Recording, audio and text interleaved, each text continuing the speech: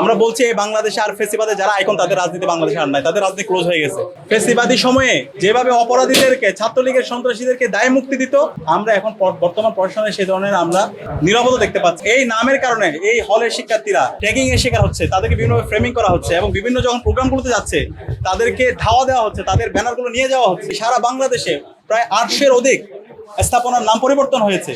বর্তমান সরকার আসার পরও তারা সংসদে বিল উত্থাপন করে পাশ করে অনেক স্থাপনার নাম পরিবর্তন করছে। প্রায় 13টা পাবলিক বিশ্ববিদ্যালয়ের এই ফেসিবাদের আইকনদের নামে যে স্থাপনাগুলো ছিল সেগুলোর নাম পরিবর্তন হয়েছে। আমাদের পার্শ্ববর্তী যেটা হচ্ছে শেখ মুজিব মেডিকেল কলেজ ছিল, সেটা বাংলাদেশ মেডিকেল বিশ্ববিদ্যালয় হয়েছে। জাহাঙ্গীরনগর বিশ্ববিদ্যালয়, ইসলাম বিশ্ববিদ্যালয়, বেগম রোকেয়া বিশ্ববিদ্যালয় থেকে অসংখ্য বিশ্ববিদ্যালয়ে ফেসিবাদের আইকনদের নামে যে নামগুলো ছিল সেটা পরিবর্তন হয়েছে। এবং সে আলোকে ঢাকা বিশ্ববিদ্যালয় থেকেও ফেসিবাদের আইকনের নামে যে স্থাপনাগুলো ছিল সেটা পরিবর্তনের জন্য শিক্ষার্থীদের কাছ থেকেই গণস্বাক্ষর নিয়ে আমরা বিশ্ববিদ্যালয় প্রশাসনের কাছে জমা দিয়েছিলাম। এবং এই নামের কারণে এই হলের শিক্ষার্থীরা প্রতিনিয়ত তারা ট্যাগিং এর শিকার হচ্ছে, তাদেরকে বিভিন্নভাবে ফ্রেমিং করা হচ্ছে এবং বিভিন্ন যখন প্রোগ্রামগুলোতে যাচ্ছে তাদেরকে ধাওয়া দেওয়া হচ্ছে, তাদের ব্যানারগুলো নিয়ে যাওয়া হচ্ছে।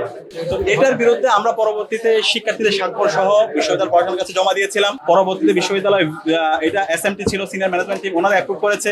এরপরে এটা সিন্ডিকেটে উঠেছে, সিন্ডিকেটে হয়ে সিনেটে গিয়েছে। গতকালকে সিনেটে সেটা অ্যাপ্রুভ হওয়ার কথা ছিল, পরবর্তীতে আমরা আবার জানতে পারলাম সেটা সিনেট থেকে আবার সিন্ডিকেটে পাঠানো হচ্ছে। মানে এটা হচ্ছে আমলাতান্ত্রিক দীর্ঘসূত্রতার মধ্যে তারা ফেলে দিয়েছে। তো এটা আমাদেরকে হতাশ করে আমরা বিশ্ববিদ্যালয়ের প্রশাসন যারা জুলাইয়ের উপর ভিত্তি করে আজকে ভিসি হয়েছেন, আজকে প্রশাসনে এসেছেন, তারা যখন আবার সেই ফেসিবাদী কাঠামোকে ধারণ করে আবার এই যারা ফেসিবাদে যারা আইকন আছে তাদেরকে আবার তারা ধারণ করতে চায়, তাদের হয়ে কথা বলতে চায়, তাদের মতো করে কথা বলে, সেটা পুরো জাতিকে হতাশ করে। আমরা বলছি এই বাংলাদেশে আর ফেসিবাদে যারা আইকন তাদের রাজনীতি বাংলাদেশে আর নাই, তাদের রাজনীতি ক্লোজ হয়ে গেছে। বাংলাদেশে তাদের রাজনীতি 5 আগস্ট ক্লোজ হয়ে গেছে। এরা সন্ত্রাসী, এরা খুনি, এরা গণহত্যাকারী, এদের রাজনীতি আর কখনো বাংলাদেশে ফিরবে না।